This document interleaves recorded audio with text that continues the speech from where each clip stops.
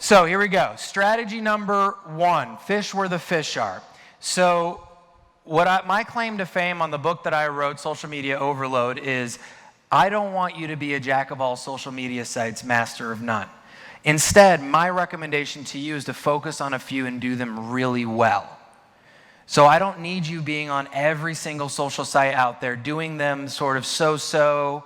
I'd rather you really focus in on 1, maybe 2, and do them super well. And that kind of takes me very quickly to the reason I wrote this book. Again, I was speaking to a group of people just like yourselves, and I started talking about Snapchat.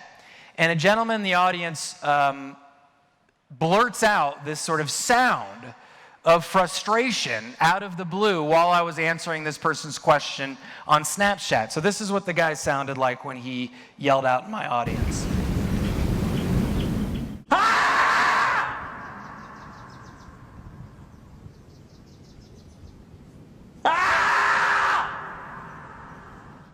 True story. Now, of course, I didn't have video of the guy doing that, so I had to find something equivalent to it. And I was like, whoa, whoa, whoa, what's going on, man? And he was just like, sorry about the blurred out, Corey, my bad.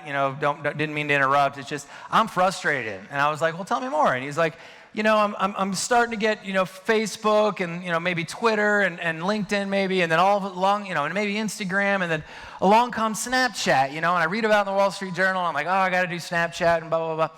I said, well, tell me a little bit more about your business. And he said, well, I sell medical supplies to the elderly. Yeah, that's exactly what I didn't even have to do that. I just gave him this guy went back and I just did the face. I was like, and he goes, do I even need to be on Snapchat? Now, I will not dare, I did this one time and it was not a good idea, say what the elderly is, but I will promise you that demographic is not on Snapchat.